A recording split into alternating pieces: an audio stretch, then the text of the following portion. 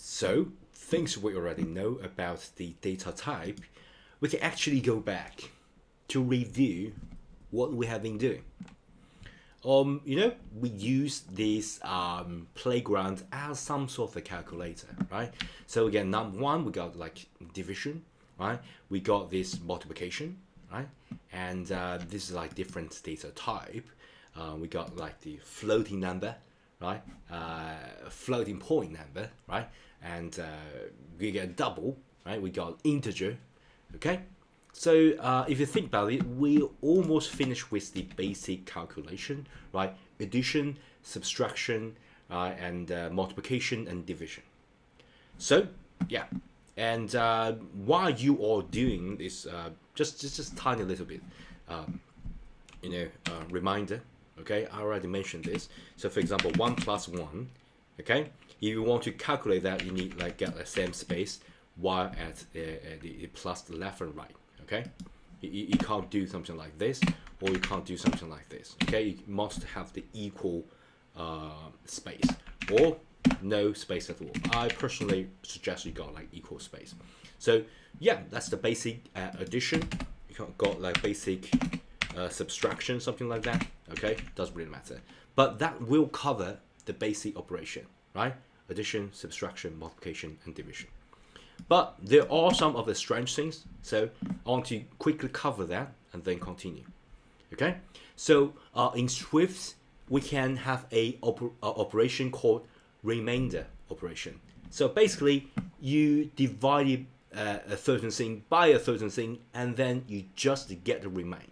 Okay, so what I'm going to do is to get a var of num4. Okay, num4 will be a remainder operation.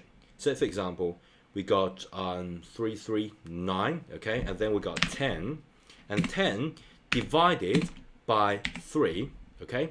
Let's just quickly try this out.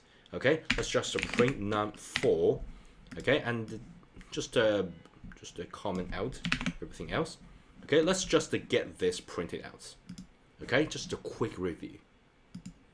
So if you do something like this, it can actually give you a wrong result mathematically, but in computer science, it's okay.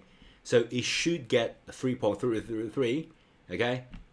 And if you look at here, it gives you 3. That's because it's integer division. And as I said, you just need to change the data type, and then you can get more accurate answer, but not 100% accurate, right? As you folks can see, this got changed. That's the quirky things we think about computer science. Okay, if you just change that, it will give you like the most like precise supportive data type, but still it will not give you 100% really accurate answer. Okay, so that's good to know. But if I want to get the remainder, right, I just need to get the percentage as a division. Okay, so we got here, we got 3 multiplied by 3 equals to 9, and got 1 remain. Okay, basically 3 multiplied by 3, okay, basically something like this. 3 multiply 3 and plus this remainder 1 equals to 10. Okay, so basically you're using 10 divided by 3, we got 3 but remain 1. Okay, and that's exactly what this operation is about. Give you the remainder 1. Really simple. Okay, so that's it.